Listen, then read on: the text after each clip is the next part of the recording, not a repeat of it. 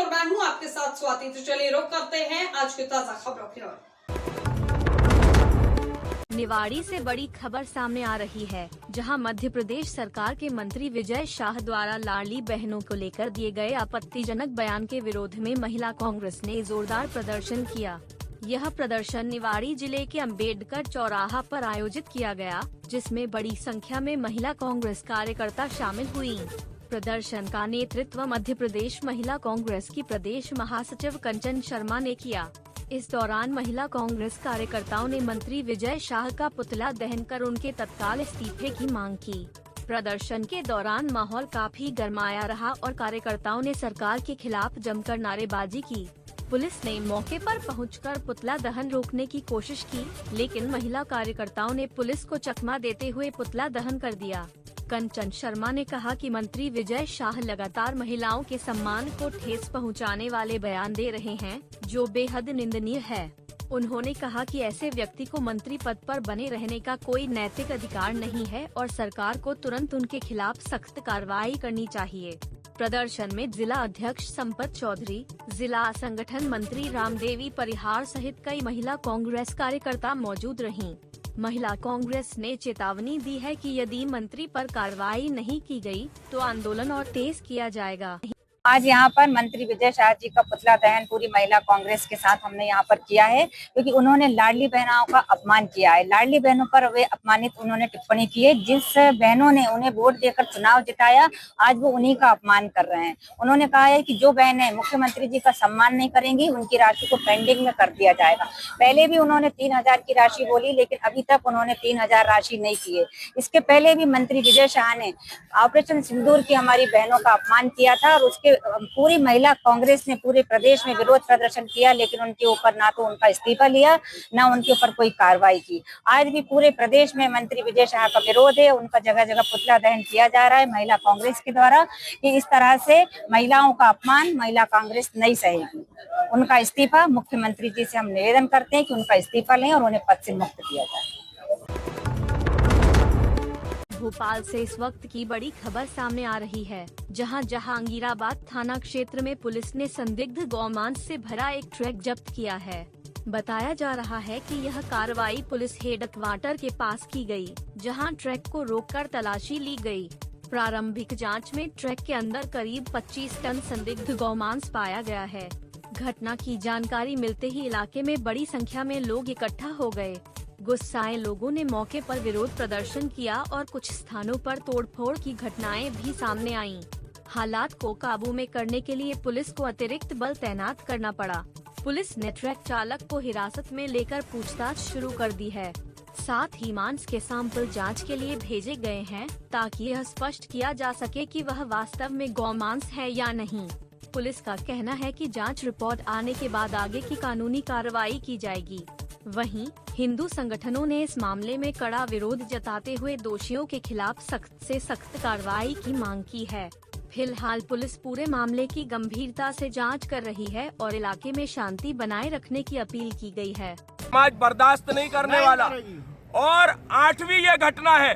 आज 25 टन एक साथ हमने पहले जो हमारे कार्यकर्ताओं ने, बजरंग दल के कार्यकर्ताओं ने छोटी छोटी मात्रा में, कभी ऑटो में, कभी वैन में, कभी कार में, इसमें गौमांस पकड़ा, गौ हत्या रोकी। आज 25 टन कौन तस्करी करा रहा है, इसके पीछे कौन लोग हैं, इसकी जांच होनी चाहिए। ये ट्रक राजसात होना चाहिए, ये ट्रक किसका है और वो कहां जुड़ा हुआ है और ये गौमांस किसने सप्लाई किया, ये पूरी जांच की हमने मांग करी है यहाँ पर। और अगर ये शीघ्र कड़ी कार्रवाई नहीं हुई, रासुका की कार्रवाई होनी चाहिए, ट्रक राजसात होना चाहिए।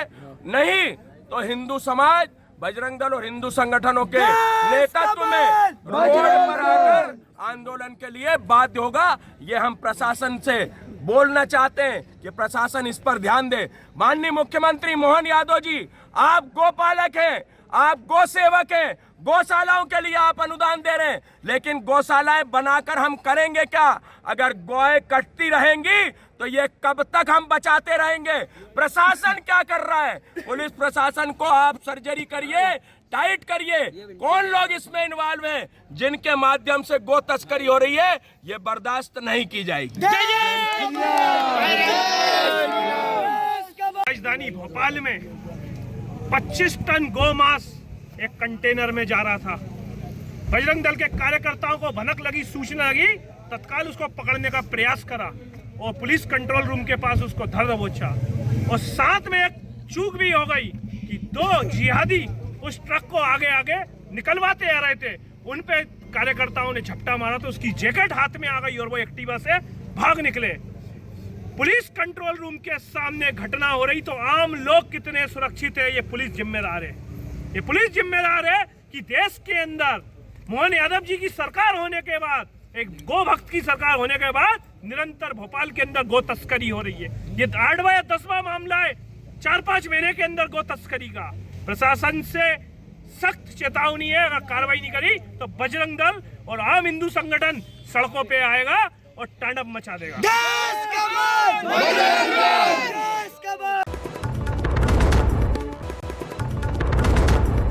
पन्ना से एक गंभीर मामला सामने आया है, जहां विद्युत विभाग के कार्यपालन अभियंता अमितेश मिश्रा पर शराब के नशे में स्थानीय लोगों से गाली गलौज और अभद्र व्यवहार करने का आरोप लगा है। यह घटना आज दिन दहाड़े उनके कार्यालय के बाहर की बताई जा रही है, जिसका वीडियो सोशल मीडिया पर तेजी से वायरल हो रहा है। स्थानीय निवासियों ने इस पूरे मामले को लेकर पन्ना कोतवाली में एक लिखित शिकायत दर्ज कराई है। शिकायतकर्ता गोकुल प्रसाद गुप्ता, जो विद्युत विभाग कार्यालय के बाहर समोसे की दुकान लगाते हैं, ने बताया कि दोपहर के समय अधिकारी नशे की हालत में वहां पहुंचे और उनकी दुकान का सामान हटाने को कहने लगे। गुप्ता का आरोप है कि जब उन्होंने इस संबंध में शिकायत करने की बात कही तो अधिकारी ने विवाद शुरू कर दिया और जबरन दुकानदारों का सामान हटाने लगे। इसके बाद मौके पर मौजूद अन्य स्थानीय लोग भी एकत्र हो गए और हंगामा शुरू हो गया। घटना की सूचना मिलते ही पुलिस मौके पर पहुंची और स्थिति को संभाला। स्थानीय लोगों ने कार्यपालन अभियंता अमितेश मिश्रा के खिलाफ सख्त कार्रवाई की मांग की है। वहीं जब इस मामले में अधिकारी से प्रतिक्रिया लेने की कोशिश की गई, तो वे मीडिया के कैमरों से बचते हुए अपने कार्यालय के अंदर चले गए। फिलहाल पुलिस मामले की जांच कर रही है। चाचा, आज घटना घटी है चौराहे पे, क्या कुछ हंगामा हुआ है? क्या है कि हम वहाँ पे पावर हाउस के बाजू में हम दुकान लगाते हैं। 11 बजे तक दुकान रहती है, 11 बजे बंद हो जाती है। हमारा वो थोड़ा सा तखत वगैरह रखा रहता है। वो डी साहब आए और हमारा तखत वगैरह कहने लगे यहाँ से हटाओ। हम हटाने लगे तो कहते नहीं हटाओगे, हम ले जाएंगे, खुद ले जाएंगे। और पिए थे कस के दारू और गाली गलौज भी किया। और भी कई लोगों को सामान फेंका हुआ है। और कई लोगों का सामान, एक बाजू वाला था उसका सामान उठा ले गए और ठेले वाले को भी भगाया। ठेले वाले के फल फूल फेंक दिए। शराब के नशे में थे? शराब के नशे में थे। गाली गलौज भी की? गाली गलौज भी करते थे। आज क्या किया है कोतवाली में आके? आज कोतवाली में हमने एप्लीकेशन दिया है लिख के कि भाई ये ऐसा ऐसा करते हैं। ठीक साहब।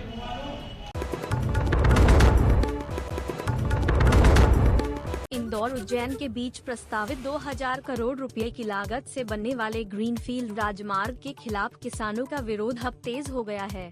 बुधवार को 7 गांवों के किसानों ने इस परियोजना के विरोध में मोर्चा खोलते हुए जोरदार प्रदर्शन किया। करीब 200 किसान अपनी बाइकों पर MPRDC वापस जाओ लिखे काले झंडे बांधकर रैली के रूप में कोठी होते हुए मध्य प्रदेश सड़क विकास निगम कार्यालय पहुंचे। उज्जैन संघर्ष समिति के राजेश सोलंकी ने बताया कि इस परियोजना से करीब 280 किसानों की लगभग 450 बीघा जमीन प्रभावित हो रही है। किसानों का कहना है कि उन्हें सरकारी गाइडलाइन के अनुसार नहीं, बल्कि वर्तमान बाजार मूल्य के अनुसार मुआवजा दिया जाए। इसके साथ ही किसानों ने सड़क की ऊंचाई कम करने और इसे सामान्य राजमार्ग के रूप में विकसित करने की मांग रखी, ताकि आसपास के गांवों के लोगों को भी इसका सीधा लाभ मिल सके।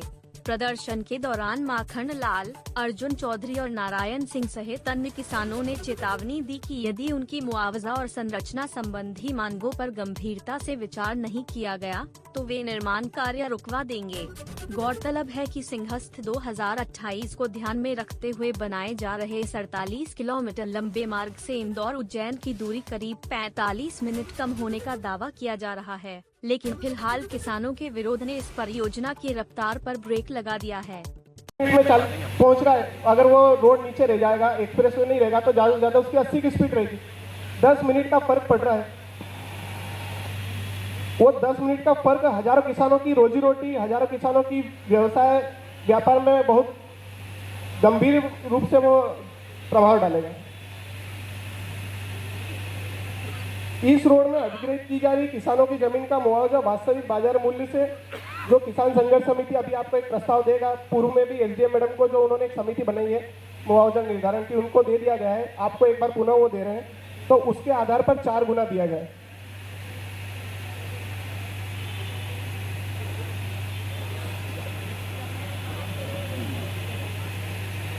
संजय, आप आगे जाओ। इसमें एक और ध्यान देने वाली बात है, ये 3 जो गांव हैं, जवरसा, चांदमुख, पालखेड़ी, यहाँ पूर्व में नेशनल हाईवे निकला हुआ है। उसका अप्रैल में अभी इनॉग्रेशन भी हुआ था माननीय नितिन गडकरी जी द्वारा। उसके बावजूद भी जो नेशनल हाईवे की जमीनें हैं, उसकी गाइडलाइन जो है, मुआवजा निर्धारण वाला जो मामला है जो आप अधिग्रहित कर रहे हैं, उसमें जो रोड से अंदर वाला जो क्राइटेरिया रहता है आपका गाइडलाइन निर्धारण का, जो मुआवजा देने का, जैसे कि मान लो किसी रोड, किसी गांव में पूर्व में कोई जमीन है, कोई छोटा रोड है या प्रधानमंत्री रोड क्यों ना हो, तो उसमें वो रोड जो रहता है वो उस क्राइटेरिया में आ रहा है कि रोड पर लगी हुई जमीन गाँव की। आज हम इंदौर उज्जैन जो ग्रीनफील्ड रोड प्रस्तावित है, उसके जितने भी 7 गांव से प्रभावित किसान हैं, वो सब किसान यहाँ एमपीआरडीसी कार्यालय पर अपना ज्ञापन देने के लिए आए हैं। हमारी इसमें 2 प्रमुख मांगे हैं कि बहुत भारी भरकम बजट के साथ एक वीआईपी रोड जो बनाया जा रहा है, उसमें किसानों को उचित ना तो मुआवजा दिया जा रहा है और ना इसका कोई व्यापारिक व्यावसायिक लाभ किसानों को मिल रहा है। रोड की हाइट बहुत ज़्यादा ऊंचाई पर रखी गई है। जिस प्रकार गरोट रोड बनी है, आप लोगों ने देखी होगी, उसकी ऊंचाई बहुत ज़्यादा है। वहाँ किसानों की ज़मीनें तो ले ली गई। जब किसान की ज़मीन आप रोड बनाने के उपयोग में ले रहे हैं, तो किसानों का भी अधिकार है कि उनकी ज़मीन पर वह बची हुई पर व्यापार व्यवसाय कर सके। तो जो ये ग्रीनफील्ड कॉन्सेप्ट लाए हैं ऊंची ऊंची सड़कों का, हम इसका घोर विरोध करते हैं और ये इस रोड की हाइट हम ग्राउंड लेवल पर चाहते हैं। दूसरी बड़ी मांग है हमारी मुआवजे को लेकर। मुआवजा बहुत औने पौने दाम पर दिया जा रहा है।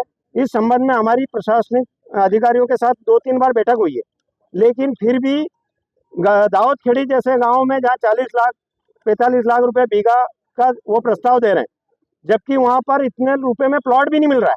आवासीय कॉलोनियाँ हैं। इसके अलावा हसामपुरा, पालखेड़ी, चांदमुख में नेशनल हाईवे का गांव है, लेकिन नेशनल हाईवे पर गाइडलाइन 6 लाख रुपए बीघा, उनको 12 लाख रुपए बीघा का मुआवजा दिया जा रहा है। तो हम ये 2 प्रमुख मांगों को लेकर आज एमपीआरडीसी को अपना ज्ञापन देना है। लगातार आप लोग विरोध कर रहे हैं जी। अगर मांगे नहीं मानी गई तो आगे क्या रणनीति? नहीं, हम तो स्पष्ट चेतावनी देने आ रहे हैं एमपीआरडीसी को ही। हमारी कल अधिकारियों से बात हुई थी, तो वो बोले हमारा इसमें क्या काम है, रोड आप ही बनाओगे, आपकी एजेंसी बना रही है, मतलब एमपीआरडीसी बना रही है, तो हम एमपीआरडीसी को काम नहीं करने देंगे। हमने सिंहस्थ के अन्य कामों में खूब इनको सहयोग किया है, लेकिन ऐसी रोड जिससे किसानों का पूरा नाश हो जाए, हम इसके पक्ष में नहीं है। ऐसी रोड नहीं है कि जिससे सिंहस्थ नहीं हो सकता, लेकिन अगर किसानों को ये प्रॉपर मुआवजा देंगे और रोड की हाइट नीचे रखेंगे तो स्वागत है। क्या नाम है आपका? मेरा राजेश सिंह सोलंकी।